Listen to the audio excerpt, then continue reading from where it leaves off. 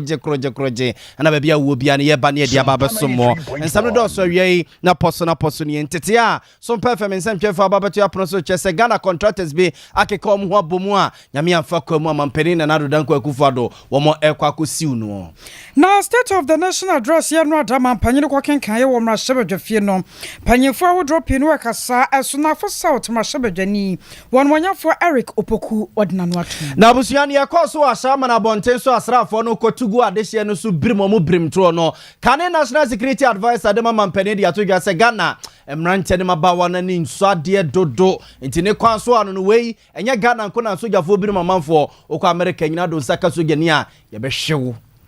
Anwa da don shiri mienu suo ya sanugo ye numere ni muo no nam so amara wasavia ya saka afri brama UGC chirem se suku ni akoda bia wagina junior high school 3 abusua ensuo no edene ko na womo no anu aduane ne maye manu wo suku so ahudo mu school feeding caterers ne de krata akoma mampeni na nado danko akufo do se ni opa omo contract no de amama wonum no wontwemanye sa eka bia kemu bia no mampeni na nado danko akufo do mpene to mpene no a ene ne kine wo so betutu de ama wonum Enfefe mantamu gender department panyipa ba kwa kasa anu watrasa first show ya de ababa to man me mantamu no e de help no a enenam abusia we ni afofro pini akekese ne se kase ababi a wo bia na wie ye ba ne de ababa somo madwenche ne mu nsusu ombetimi de ababa dom ye wabra mo kan we social media platforms awdo ne nyina so oba Facebook wa aha Sompa 93.1 FM Sompa 93.1 FM wo Facebook na ko YouTube wa aha Sompa TV Ghana Sompa TV Ghana wajenche no nsusu ye nom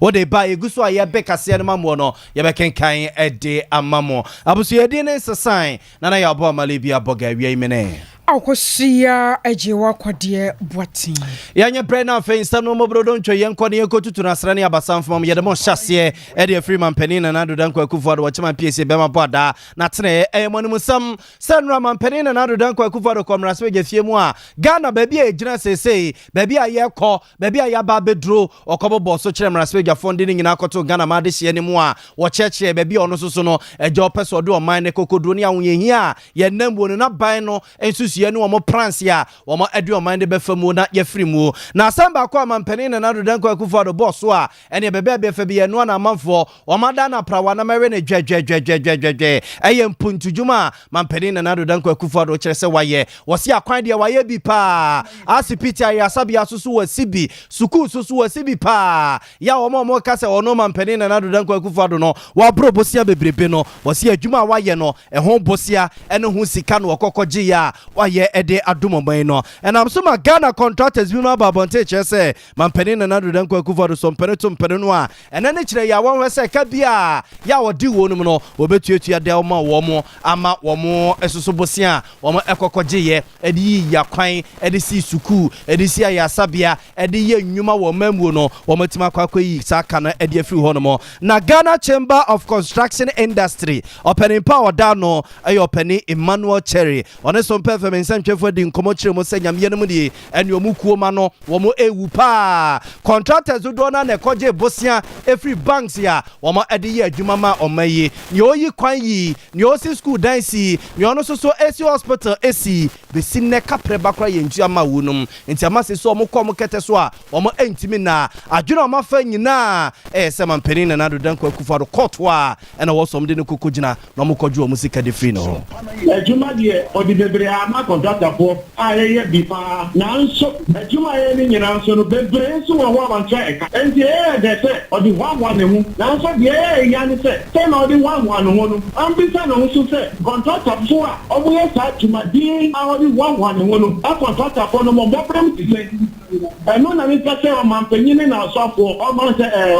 amakwata omo trance omo take so far repression omo bi se ampa man se eni amu GM omo ni GM se ya ye kwancho obia no akecha no so wo he omo ti na ti aka no sa na o ka to be check na so fi anti account mo a ye ka se enti e chen ya se trama nye so mampanyini e bi abako abro bi abako abro no o se na minister for roads and highways o me say from the president bako ha ba mo ni route a obeko enti e ba sa no free contractor o ye juma o sa area ho no na free contractor so mi sira abra ya di uka ni o ya di uka na 100 million. And this is now also be 50 million, must be 5 million, and 10 million. That's why on my pay by the man is about the specific human and TSA who said, we are tomorrow. About a contract and also the second that's Kaki one. So mobilize it no on my pay about other function. The liberty so a Juma Koso. Now so a free one contract and occupy a final so would you found it from them yet? Time as the we are not the clock on the job. You see, they are deceiving the president. They are misleading the president. And that's what that is sincere. The way they are treating the construction industry in the country today, to be honest, there's nothing to desire about. And the Basia, a Mama Peninsula office, a proposal, and in yet you think you say, oh, the Juma Koso, one of these days, a Mankra, a Makwata, no one can the uncle fact, our contract or set to them, and one can he could demonstrate on my opinion that you all not that because Abamel, I'm looking to call unannounced, you know. On my opinion, I could pardon so yes, construction in the federal site, you know, or someone who cry me can't say, oh, and the contractor for they were in our office this morning. I didn't hear. They see a coming moment. I'm on you, baby, I'm not back on Mexican, Eddie Achaka, because they see a band also and you're ready. So the normal to come, Eddie Achaka, because of what a government structure, you know. If you are for all the facets in our industry, they see, I'm a contractor for. Yeah, I'm putting in the edge, you know. Contractor for the year, not much in the year. Oh, you're maybe for a year. You know, for you're maybe a year. Oh, my man is a back at the chair and don't look what here because contractor for the year to my pocket, you know. I'm what you mean here. Hey, I'm not one from them. It's very big, very pathetic. Contractor for the year. So I'm on my before General Chamber of Construction Industry. I have to meet April. You're one among I buy 2 months and my papa be a one. And yeah, among the second I call up my pencil, a pass and so a car about a bicycle. Sompa 93.1. Tiancho Penny Manuel Charin Yatene Kano Ghana Chamber of Construction Industry. One on a penny Kwanjefa Wadano. And the contractors are what Ghana Yina. One more Atsana Yekesie or Penny or Dano Yanina Kwakudin Komana watch say. And your court one number call, then you put it to you, I put it to you Nakoso, no musica, so Monsebeka, or my man Penny and Adu Danko Kufuada Jomadi, Eddie Freenensem. Na asuna for south mra shaba jani war manya for Eric opoku na no pay awman hene djuma die ya dada nyina wode wade a chia bia so no wone no twetwe nkomo de fa enra da man panyir kwa mra shaba jafie o magani ya bobra bia o man wakwa kodru ne hwana motuo wade kwotu dwane wo bisa ho nsem eno no ba ba kire mu se nyame anim nie achinyije bia ne ho sabosia bo ya bro no man panyir na do na penso ka ho ana ma ho kire fita abagana fo so wasi ma baby abatena konya so obobosia na so hwa kane mampanyi Yera John Dramani Mahama ne bosia no oboya no wafa baabi ntiase wom wase dodo no wade ye mpuntunyuma amennei sa nyuma no osisi ye no asase a eso obapa na so mampanyi na ado de eya kwese woncheni no wonum nyina kokofu borobo enom didi ne mu no mo passe enti amana kwakoye o haw kese ade abato Ghana fo so abapem ne wo man nyina dada so wa hokyire mu ora Eric opoku wabrane na wo kire ne semu no efa baabi sei e no kan fai we bia enya records no se wuti a wo mre o ukoje bosia na wo yusu bosia ni ya edu bra wuti a obebre se ye dia ikoji ye no Ghana ye ka ye disesi no aka 575 billion as at December no se sia wo se ye tua hoka ye dan ya ye nya ho ti ho ni ntua ama ye default to kama so se ye kotua ye ti ntua bosia ya jin bebrebe ena man ne ye se IMF price se ko IMF for Debbie muka no so dodo o ma bia wo debt to GDP muka wo de no so do to man sika fam nyina ho a muka no bo so no IMF mo sika fra wo fi kwanya hwe eti mun ko fi na mun ko nshisha muka no be so e dia ba be do be 55%. Remember say 2017 ye handed Obama no na Ghana ye debt to GDP na 56%. Eti dia IMF akache Ghana ne say ye me restore that debt to GDP no ye 55% no dia ansani ya gie o program so enuti ena masika amanfo dia for bonds o mo Ghana buy de o mo ka Ghana buy so tintua na ye tu ni tua no akoche ye nim ena no ye na do dan kwa na ko ka kire je ma buy say e bia do on China for nkasa ma ye na e ka ye de China for no mo fa nche ye no mo de che ye ndia ye ka so be after 55 na ye pe no na web IMF program yet to me. You just to ambassador now, also see a channel say, the moment say come mama there, and you have high cost, high expenditure. More in so, don't you see Kana, who you should be brainer, so, now what is there, you bet you have a heavy eye. And you what you was here, Muslim degree, also the idea now, man, the Dubai, you go to Ghana, and yes, come to here. I must say, Ghana, that you're getting the Bosnia beyond Pudimano. Yet, yes, Ghana, the car in 20 minutes, you will be. If you have no say, Amaya, what Ghana, and what we have here, let me go to Biamo, Bosniano, Ghana, Kahubi. So my Bosnia, yet, now, Bosnia,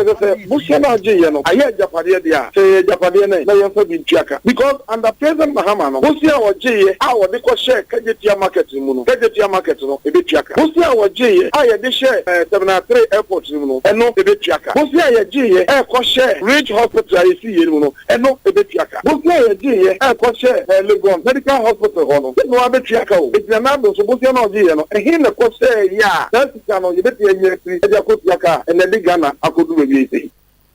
I was younger at 10 Kaya Suna for South to my Shabajani. One more for Eric Opokuna, watch Mobosia Bois, Mampana to one buying on my bro. I was here to swad Mujina Mampenin and Adu Danko for the and some of the Cotu John Rasibi, Fim Honomunwa. No penny beyond, no so swap penny, was a Cassanon and Tutua, where research fellow Ghana Center for Democratic Development, Chenitia, can say CDD. Dr. Kwame Esia Dusapon, and watch as a Mampenin and Adu Danko for and some Nanu wakobo so mrasibi je fie mu no ba ko kan ye fa covid sika o my Ghana ye nsa kan ye ya ye hunu ne ye de ye si ye de si dan si ye de paper form si ye de tonuro si ye de ye de ye hunu ade property ye de ye no a mampeni na nadu dan kwa kufa de ko kire sai sika no wode hwe Ghana fo e de ebo ye ho bra no wo se nya mianim ne bonsamati ko esre ye wo se mampeni na nadu dan kwa kufa do se betimi a wonsa emra biwu. The third Minister of Finance and the third Minister of Health were not giving an opportunity, or their ensigns and acolytes were not given the opportunity to respond, and that the Auditor General wrote a report unilaterally and put it out, only for them to issue statements that we have to single-handedly believe. Is that what we are being made to believe as a democracy, where the Auditor General is the only one mandated to independently audit public funds and tell us whether they've been used prudently or not? When that has happened, it has to go to the Public Accounts Committee, who have to sit and review these things. Has that happened? The President is even pronouncing judgment before the Public Accounts Committee has sat. This is someone who was a former member of Parliament, who knows the ropes of the game. Yeah. Clearly, no, he has the right to state his innocence, granted, but when the Auditor General has spoken, when that allow you to exonerate yourself, isn't it prudent that you allow the processes to be exhausted? As a believer in our constitutional democracy, we all have the right to exonerate ourselves without no lead to lawlessness. If a matter is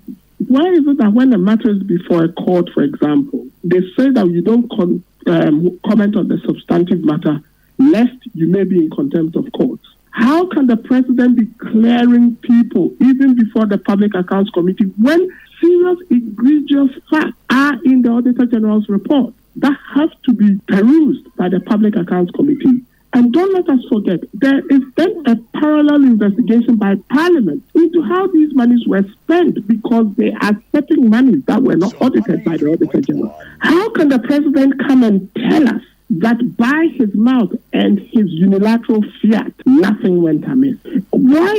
do we do this to ourselves? Sometimes I ask myself, why do we do this to ourselves? Why have we become a country where we just want to brush everything under the carpet, and we always want to firefight and behave as though nothing goes wrong, and that this government has all squeaky clean operatives? Nobody is in there that actually does anything wrong. I was going to wear Dr. Kwame Esia Dusapon or Juma or Ghana Center for Democratic Development, Trinity friend is CDD, and watch as a Mampenin and Adu Danko Kufa and Semanra or Cobrusu Titru, ye Fako Brisika Hono, Yamianamuni, and Chayikra. I watch Adian Paul Kwame Basaya, Domination Shan, and young son in him, dear Mono. While Bra was a shasson, she on Tobre, we are more. I better was send your ma who drop you no as see me and Yano Payano. I was your Wayan one Brimu. Na ya sabo sumi ya sia non shio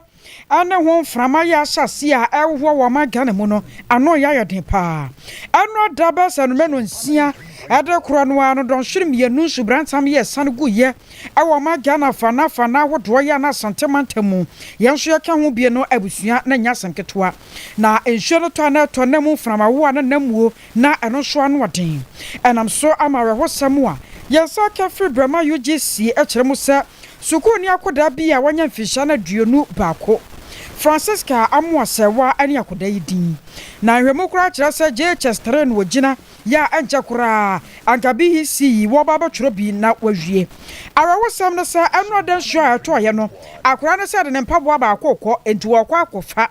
mempaboa ko wati sigata mu a o ensuo na de ne kure wonso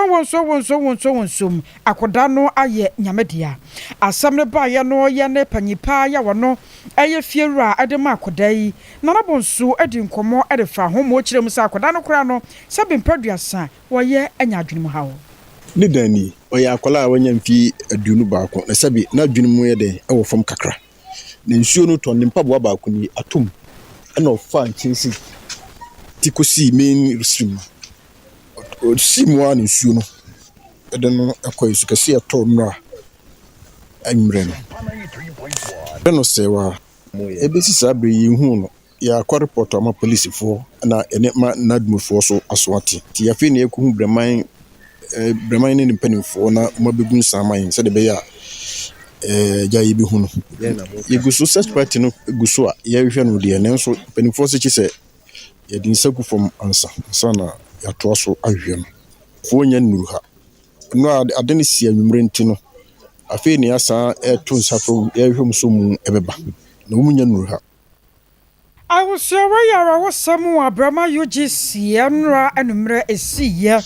na yenim se afia ho drop inu amu na won ho aka ya basra manfo se wo ma hwe ni won manim sansa bo hwim no sane ensuo no ahyase no ano eden pa abuso eguso ade mo gina kumase na enra nsuo na etigu wo kumase abonten so no yakwa awoma so na ye ne ekotie bese for professional concern kwamredu akwa akodi nkomo kumase abonten so yi bia na akoso ye ka ho asam ne to nkyane a ene ekejetia na no kejetia Dubai ya yesi ne fefefe kejetia dwom no kohwe nsuo teteta ho no mo ene yira eyire okwa nguna gajanse no muso so ese nyasem ketu akra atafoani amam from South Central so de kopatase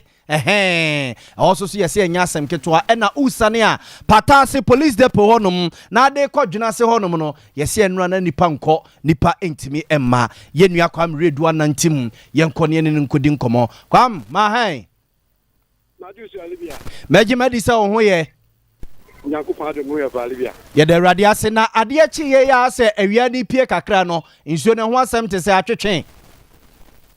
libia maame na wase se de wadi kadi atigwa no enura subrensem a edigu asante man 7 Ghana fanya nyina enam so emma sabu ya keke ewi no ato ni mu eswa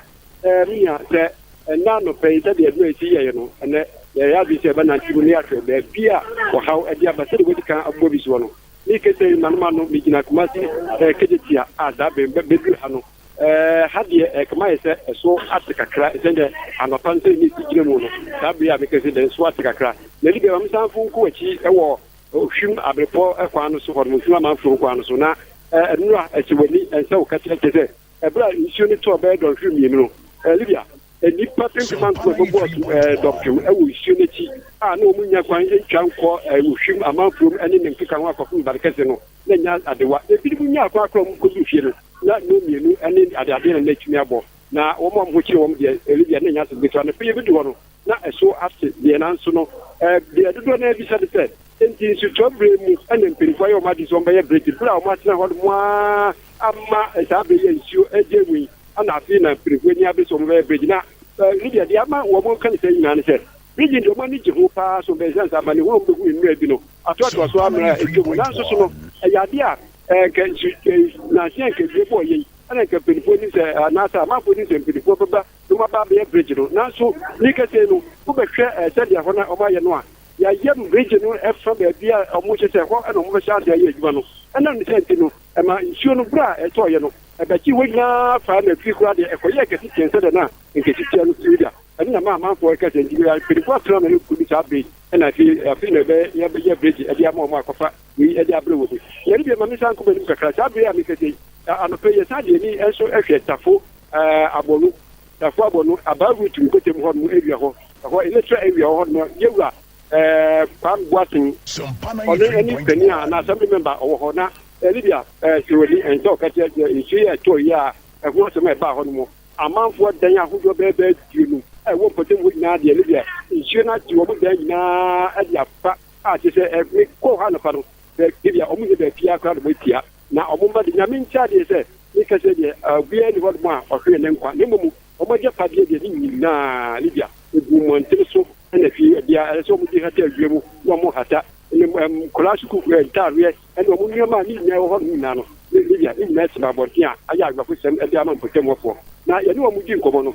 Libya ɔmo kan nsɛm kakra ɛde kyerɛ bere a asɛm no nan so ɛde de to a so yɛdi kan yɛmpɛtie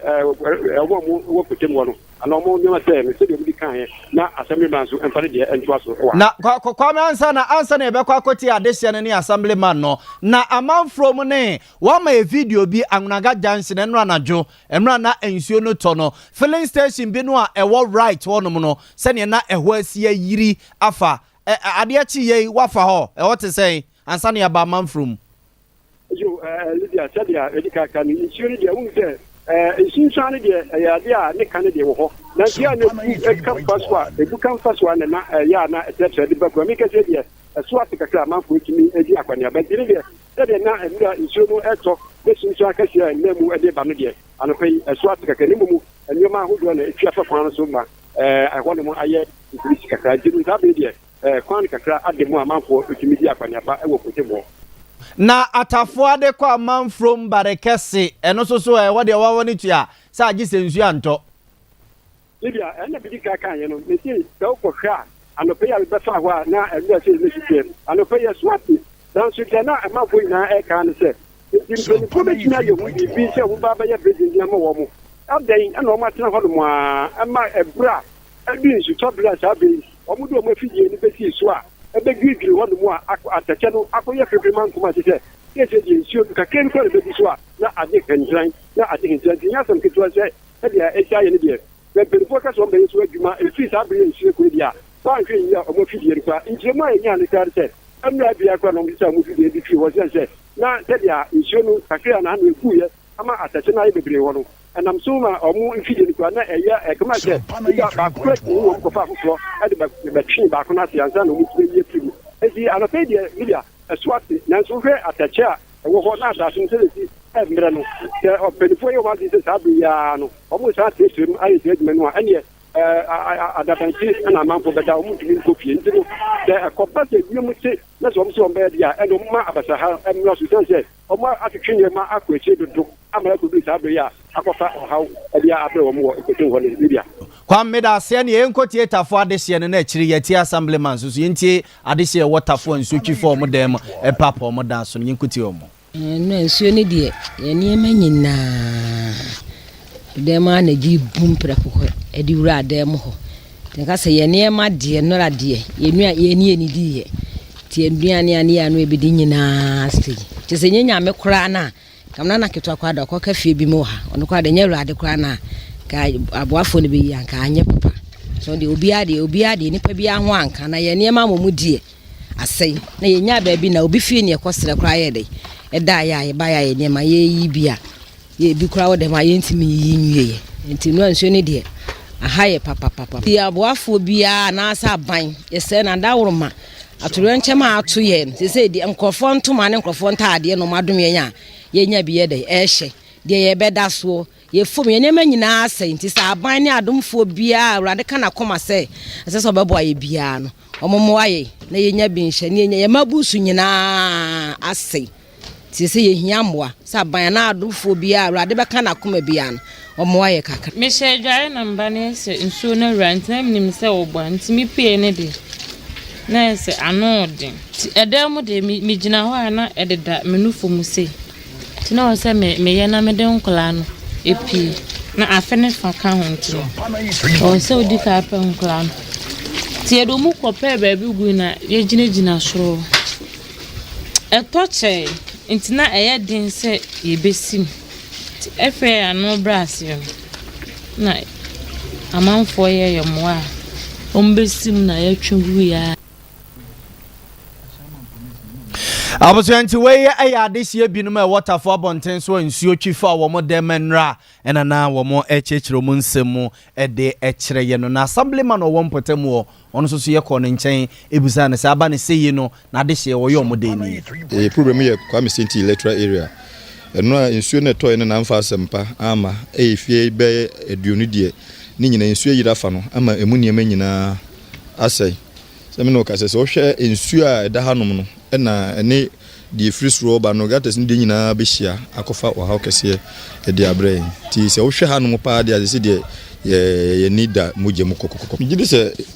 ma tu ho na mo me de ho letters nyina de akọ municipal se de be akọ betin abati nsuo ni mu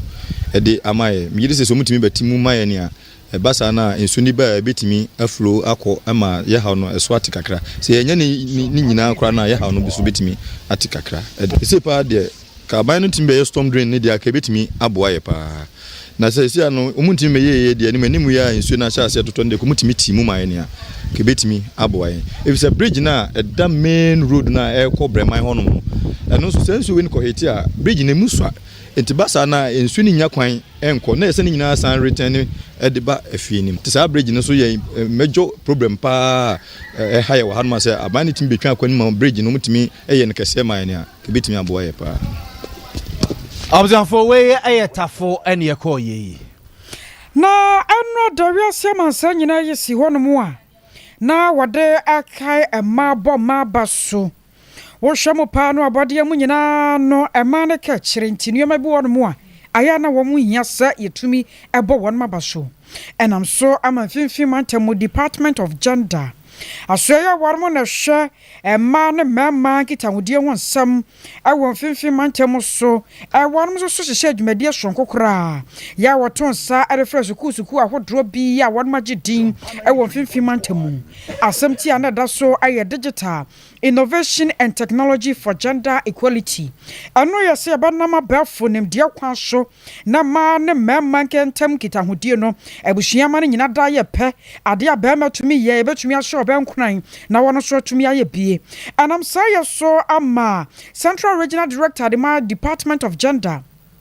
Miss Rich Love amano de tuja ya wachire mo se feso sonko ye nei ya mana baba da man memantam e wonwuma ahodo mu titiriw ane abode mu nyansa pese bi obi ye adwuma ya se adwuma radio ya memanko adwuma mentumi nye ne ye ka ma hye e wokwan bi so no wo se ha adwene papa se ya mpani ni amfa nhwe ne antwe ba amfa nhwe saade no wadache dache e betumi de asem abraye ya mane boni ya woto ye nkra fimfim mantamu Eric Anan ne Miss Rich Love amono di nkomo ya wo church nsemu edichire ni sei. Someone will say today is International Women's Day. Why did we involve the guys as well? You know, we want the guys. We can't bridge the gender gap without bringing the boys on board, the men on board, to understand what we are going through as women or as girls so that they can support us. So when you listen to the discussion, you could see that some of the boys, after reading through maybe the topics and going through it, they got in-depth understanding of the stem of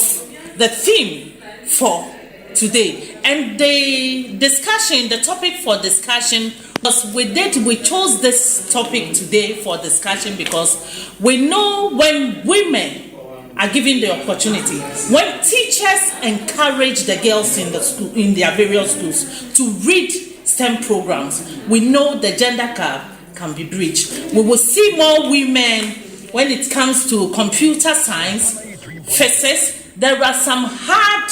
science courses that women don't want to go there. That is physics, computer science, engineering, and others. But when we start talking about this and we encourage parents, encourage the students to focus on those areas as well, I think in the future we will bridge the gender gap. I was attending Kenya Central Regional Director, the Department of Gender, Miss Richlove Amono near attending Ken, and what you know, and then few months for when Monya for Justina, Marigold, Asana, one so far, Saquaniano so, Etu, and Quadano for Titiru, and Ma. When he died so early, at the age of 58, no family member would come and take my mind. Yeah, I had a big head when I was small. So they would tell me that girl with a big head, I like it. And that is me. It has changed me. And I listened to him. Though he didn't have a lot of formal education, but he impacted so positively in our lives. That is what I want you to do, and to make your parents very happy. They are investing so much in you. Please, and please again, don't disappoint your parents. Don't disappoint the country. Don't disappoint yourselves. And I know we have great future in this room. I hope you believe that. Yes. So let's join forces. Listen to your teachers. Help them to make the teaching and learning in the schools very conducive. Because sometimes I'm a teacher myself, you know. I went to a training college, went to the university to do BA home economics, and then MPhil home economics and everything. So I've been teaching for a very long time. I know sometimes what you can do to teachers and frustrate them. They are telling you A, you still want to write B. They are telling you to do this. They want to just shape your future. I was so obedient in the school. So my teachers liked me, and that has also shaped me. Because throughout my life, I was in the boarding school. My parents were not there. I took them as my parents, and the impact, I'm enjoying myself. Near turning Kenya 15 months for one for Justina, Marigold Asan. I was young fan Wabeka and why ye come says Sompa 93.1 FM. We are prem to break us and some no. Maybe I will be an iguzu a dema wono. Na cloud internet Ghana dama and a ye Casiano, Imoye Desano. Cloud internet open internet the year Juma of ye or the year Juma our office. Maybe out the year Juma Bia open internet a year fast, a reliable. Ne bonus so that for moi a cloud internet Ghana and was a oko matana ye. One more ewo Kumase Tech top high honwa Abrosanwa Kumauma Bank Wumuno, a hot and not one more a war. I'm gonna love FM the opposite from 0244601933 0244601933 and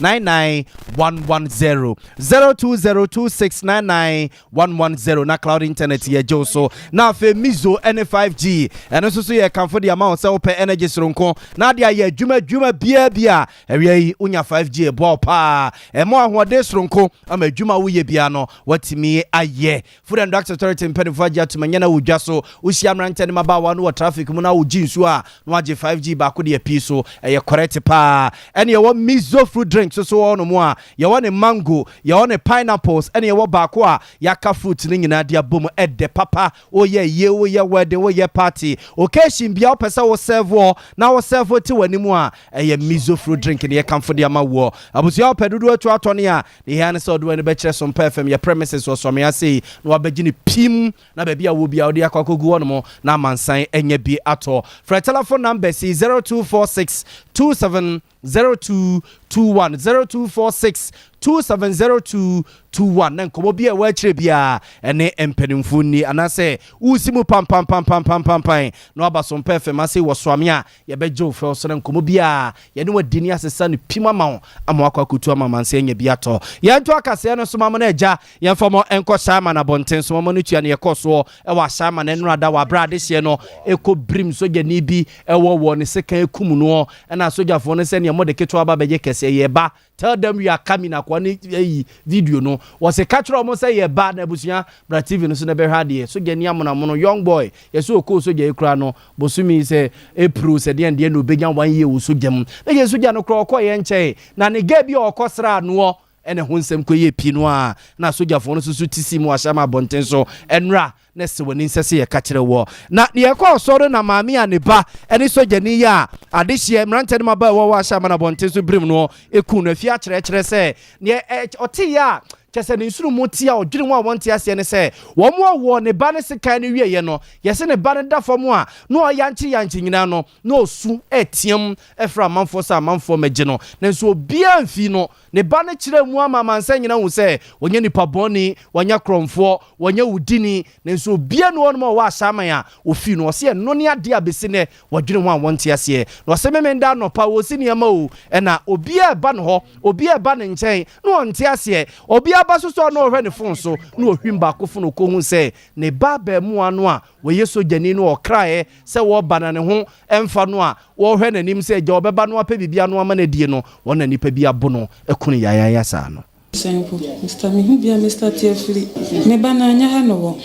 Mebana Yahano, a post to net coy or course Sunyani, 37 day obey a course. Now, your home and down upper 7. Now, I'm down for back by say, my Ashaiman, my sheriff, and I'm sure sheriff would go, but I 37 as you, my friend or 37 say, sheriff from home fan into your beefy, or so the name of Ashaiman. No more friend line a court so on Fantin or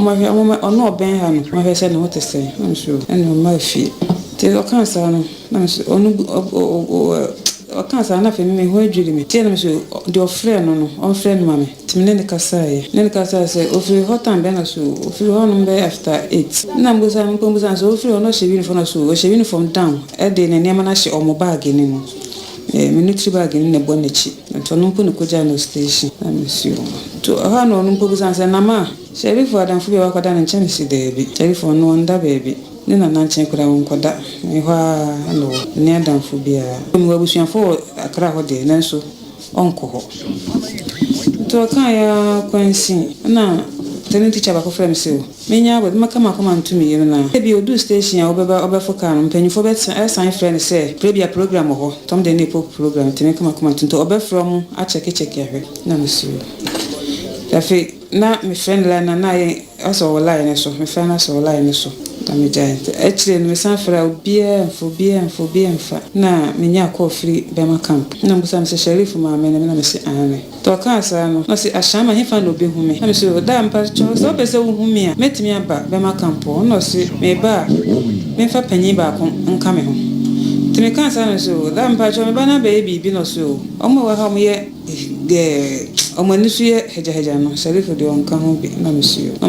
I'm friend and nine, and I say about 10:30 no more. I feel I'm here, but I'm a cinema corner, so anyone I'm missing. I say, Miss Sinisa, Miss Cinema, no, I comment to me. The ancient may blabber, Baha. I say, blah. I say, no, one offers a bow, and so I may do fee. No, see, I make rank and person can't being chill. I'm so to a cast and person can't being chill when I'm who say, you never could corner has a pea. When you can't share for pet and no trahe. I'm say, sheriff father will na no trahe. I feel now on one, a month for ba. No more home phones, no more him, no more home phones, no more him. Timmy train back phone when in son, I'm sure. Them who say, I'm the sheriff picture to so, or share uniform at Dasso. And I'm who's almost actually say, a cool bit aho. I said them who's when Pacondan who say, a sheriff for, and they meet him, so me banner. Te one of a friend penny for me say, no me banner when I'm one country, I'm so, or more bah. Until no can be a somebody who want to me nabotry, Muba. Te one up, one for the American Caba say a queen sheriff for Thai Fanamsia. I then see, then to no be queen sheriff, why then, or no big or coin if it's on one contact, I then on the queen sheriff. And come on, fun easy. Mamma Timmy, no more than mammy, no more than. If a feminist of any woman, so Mr. Honu Sunquana, Misu, Timpany funny by Yana, my papa, you saw mom, see sheriff for me. Then when it's in a feminist, as baby Omukuno, or no more pereso, ama, or Kobo, Bicura, Pumusin, Paconam, I'm a what Tiamis on your crown for a soldier, no more, Bianfino, I'm a somebody my hope be friend, when a man say, almost so many soldier in be present to Omra, I was it, Omunja, and be no crown for, or no so MP, no so MP. I'm on one being a nose, assemblyman and Cassabina Noaka, must say your friend, say Muja Tuno, I catch and say Munjano, no be a no crown for, assemblyman, what me say, black. Abuzia batai na yetene nkanoma miafia chra ya ne ba ene sheriff soja ninu a Ashaiman boys ni brim no wo ne sekan ekum ne yaya asogyafoɔ so akwa ko birim mo birim tro amanfoɔ ka ho asɛm sɛ aina nibia bei sogyafoɔ mu guso ayɛ saa nneɛma ne mani ade a na ɛno na brigadier general no mensa papa yi ɛno bi atwa mo Ghana man pani a wanya ne baby crop Professor Johnny Van Zatamel se peso no na ɛyɛ futufoɔ soronko ɛde man pani ba na security ho nsensɛm a ɛno wɔkyɛ sɛ ne asogyafoɔ no ɛkɔ Ashaiman abɔnten so kɔkɔ yɛyɛ no ɛnya de fufuro bia wɔso kɔ America okɔ himeli zikro mo Britain kura no a na do nsaka sojani a asogyafoɔ beba be hyew enti ne asogyafoɔ no yɛyɛ ne de ne kwan so ano na wɔse sese boys no sebe impreduasa wɔn yɛ Jimmy dodo obia mu hwe obia mu pani bia ni nsɔhye enti ne sogyafoɔ no yɛyɛ no ne kwan so ano na nya de fufuro bia wiase ba bia do nsaka sojani a yɛba do po no Some nation and yet a first submission. First of all, so you can every year. I don't know the next morning. And it happens in Ghana, happens in everywhere, Nigeria, Britain, everywhere. But I also believe that there's general indiscipline in this country. Some we didn't call Sompa Kuma. Meaning the military command, women count if they want to check what led them to organize such an operation to deal with people from Ashaiman. But I believe that it was done to, I don't know if it's what I've heard, to show a lesson to those, say the partners, and I don't know, but I believe that government, they have done this, or the Ministry High Command, they have done this to teach a lesson not only for Ashaiman, but the rest of the Ghanaian side. So we dig good. That to me would be the reason why such an operation was organized by the military. Therefore, the person I checked. It do 63 years ni. Now, if you say, you channel rough job, a rough job. You don't shoot to say shoot in there, so you don't shoot in there. You shoot to kill. Now, so who you get to the obey no kaka de achero. The only difference is that the 1963, Mr. Buchiraba, and a chief figure do attack rally. And I can show say, look, your chief figure be. Go and deal with the matter. Go and deal with it. The better one and did his own thing in his own way. The way we take Casanova say, Libya, a bear shadow, because you hear this in America, in Britain, everywhere. It happens. Will show you something. But this particular one, I'm saying, what I hear, I might getting fed up with indiscipline in the country. I don't know. And I think that Obiara and Opera Ghana, Mackay and Che, a few days ago, Manafogenia, Penny, or Canada, woman be a young baby, he stopped to find out what is going on. Apparently, young baby in the car up, my car. Abusia we brigadier general no mensa brebi atwam wona na etu man pani ata meresefo efa bambo mu nsensem an wo kire se boys no wo mu din kwa asem dodo wo kuri mu nti sojafo no mkokoye ne kwa so ano no na abusia si ya na mo ka se abrantie soja ni imoro sharif no a wo mu ku no Ashaiman abonten so enwie ya isanse no ye kremuni nti no wo ko eye bema camp a wo mu eye eyi womo eye na yi kwa akosie no enti se oba TV so a emra womo ede ne body no anagezi we kra de womo amfa nhyɛ adaka mu womo ye ne nkremofo style no ena womo de Ghana flag atoso ena ne nuanoma sojafo no ekura eye ne body ne mu a womo ede ato stretcher so ede na ekɔ akwakope baabi akra no enti abusuan soja ni no a womo eku no Ashaiman abonten so no ena wie ya ne nuanoma sojafo o bema camp abonten so na busuafo akwakoka ho a amamre ne amane kwan so musumi kwan so sene woye kremoni no womo eko no mo akwakope ne krabie no e mabusuan yakɔ Yadaka sebane ko apoyamantemo achim apedwa ne yadri na posi ne bi so yade obi nye bi da mamfo no bona ba so kire se ampa posi se ne hia se won betumi age nipa nkwade si honom na da ne da nyina ya kenhira nsam de go won so Detective Sergeant Bright ama wonu apedwa police station e hono wodi ne djuma enwemu kire se won mama ne study leave ya na nsentam wotifia wodi ne djuma na wonu na mu anu kokko pie eso se trotro driver bi anase bi atrotro bi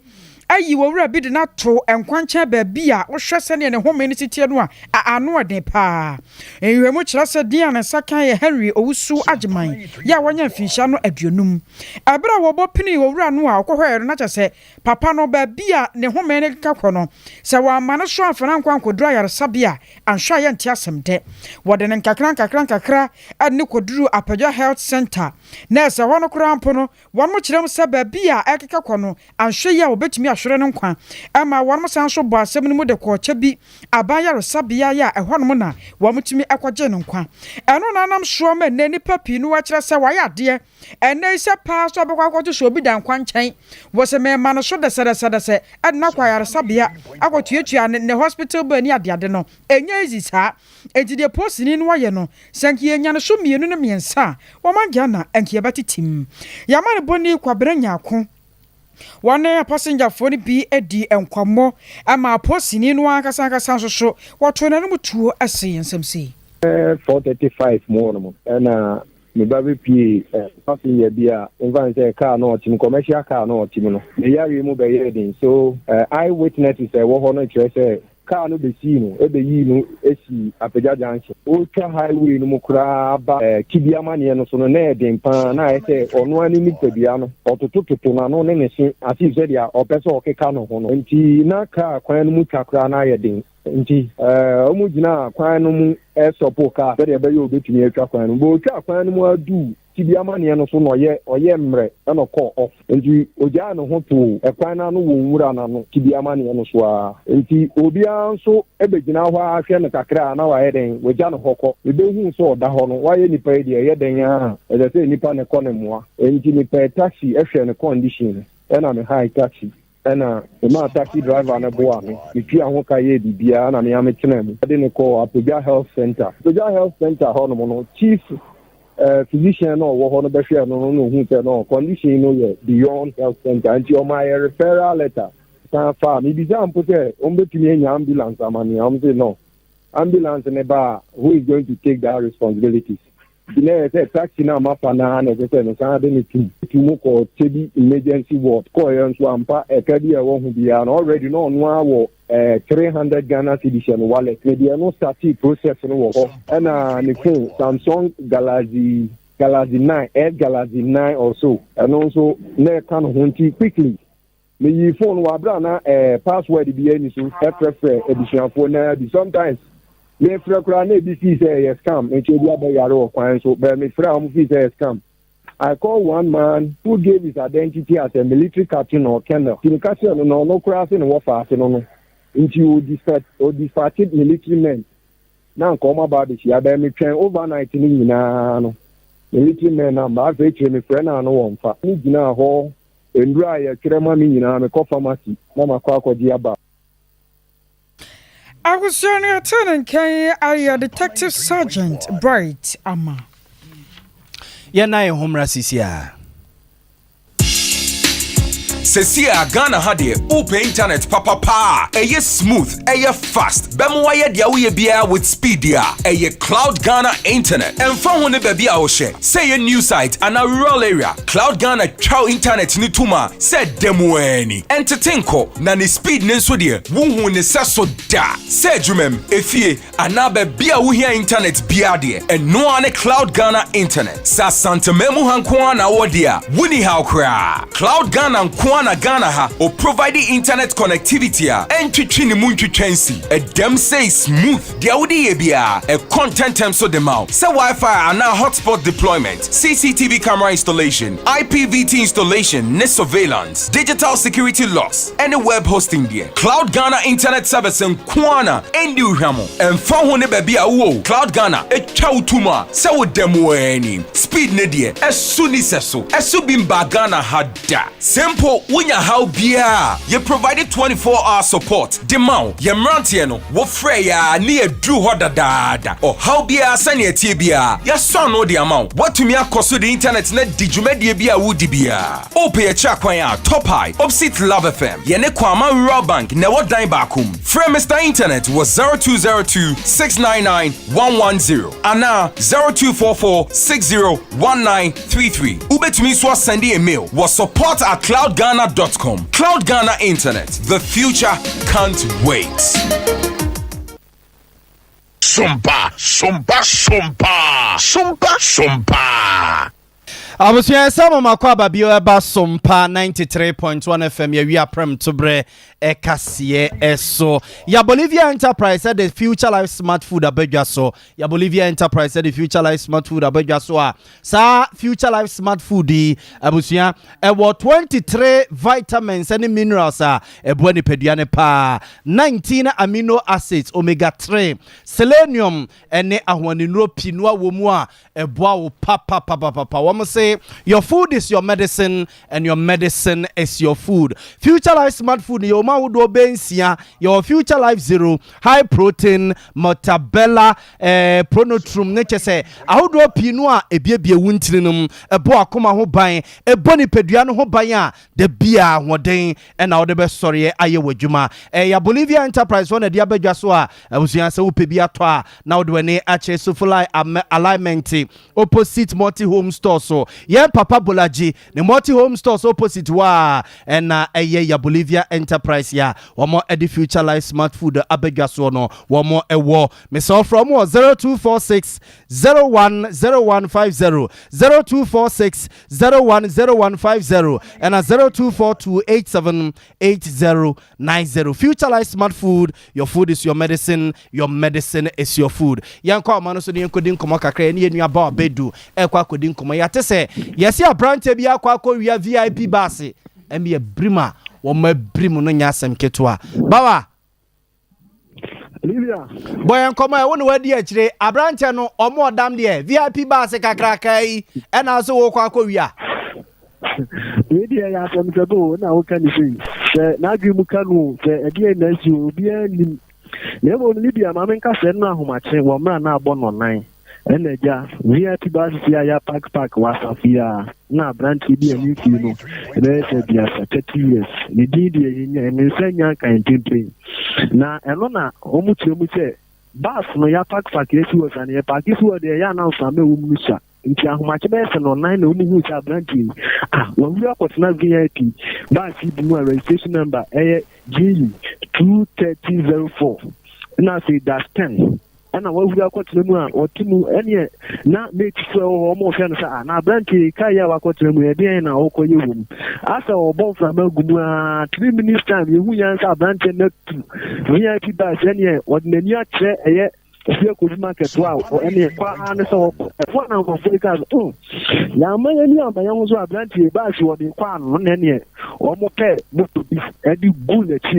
ene o mu san sa ene ofia ko market to no so ne de omo sako kanu ne se mfama na woka ni mu asa no an potre o dwane bas no kula wan fan se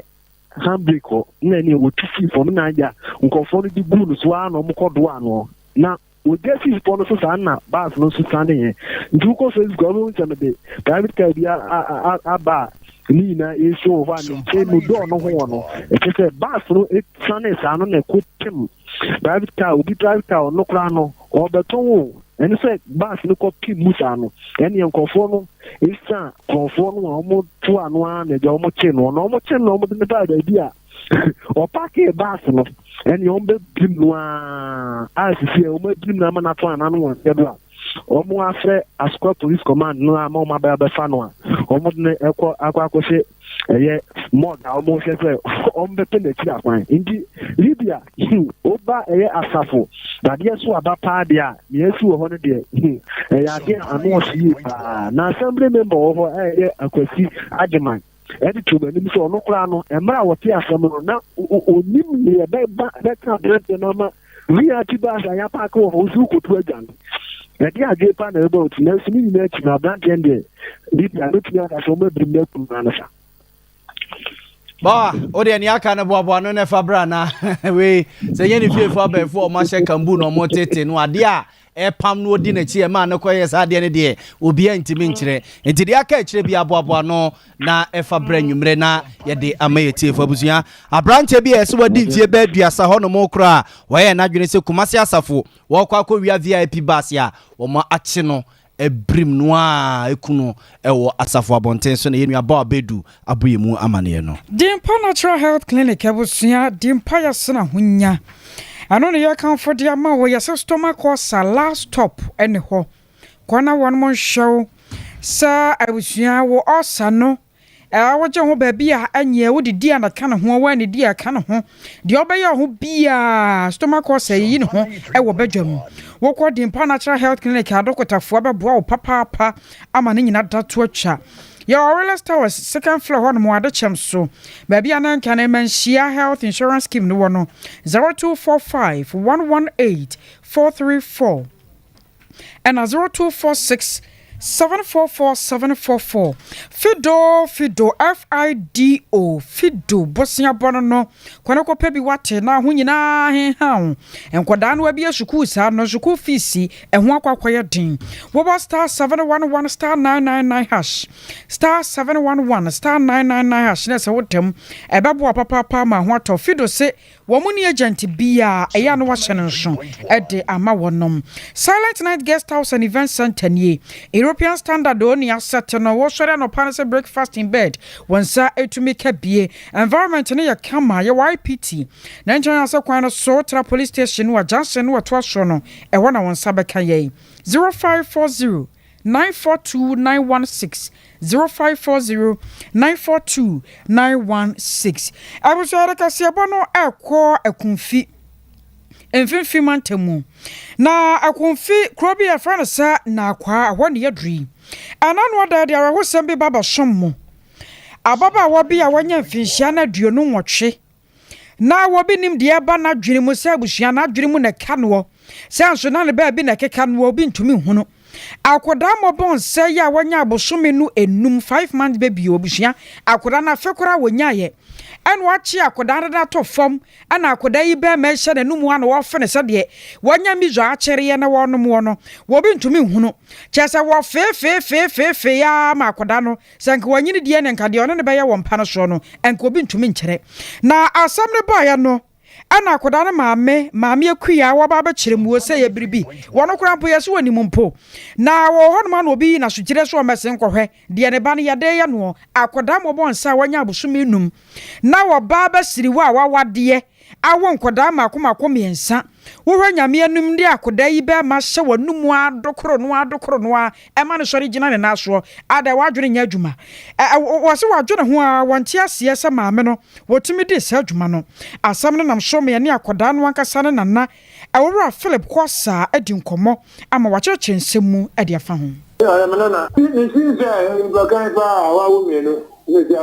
ya jini wa ya ntia kudada ana na aye ma de gunu aye di ya sa akwa bidu achi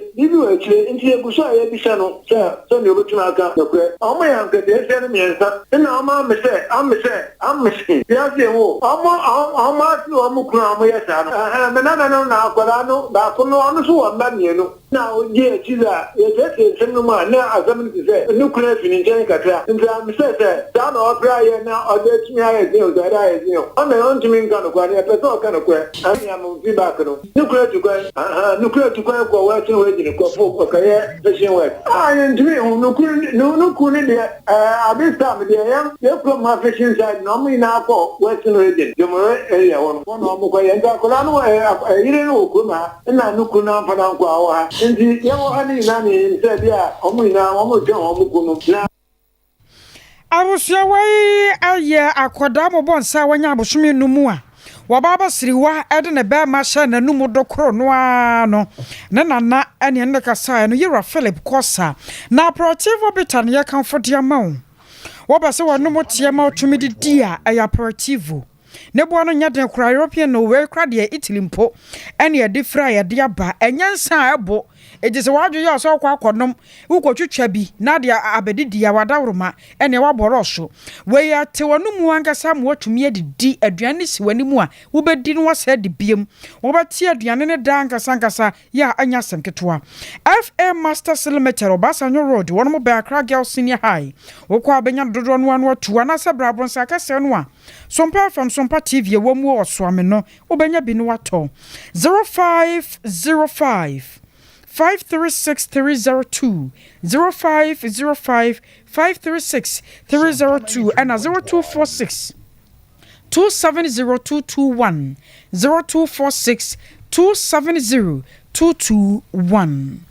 Abusuyama mi abe se bre abe heba clinic na yade bi atiti wo bia ya mo adane pagya me kwasi awiem abusuya hwe ne mo se wo bi fra asasi so akọ no ma ye waye no wo de ne kakra ne fo ne kire abe heba clinic e wata no so apatrapa new site junction ho no ma ne yemfa ya bibi droi enkan entu yade ne mfamfiri ne padua ne mo se be ma wo pese wo kwaku donsuro wa ba no a wo ta de kire wan wonantem no pese so ne bai tire wa wo pese odi bi ka ho a fo ne chema mi abe ho no no beboa stomach ulcer no yade bia be ma etro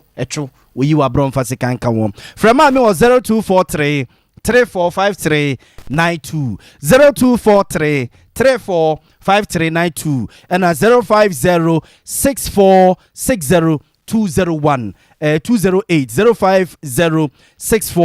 6460 01 nene mami abe eni enkomo awata no so apatrapa ni sa junction hono mo a uduru ho a anopa wi anwumra na juresuum wonbejew no mo de adura kan ma yade na adwane abusua yemfa kase ni nsi na sompa nkomo entoaso mia misuiti pai etenase awie na wasom Ghana ma yasom wiase mededi abo amalibi aboga wie mene akosia ejewa kwade buatin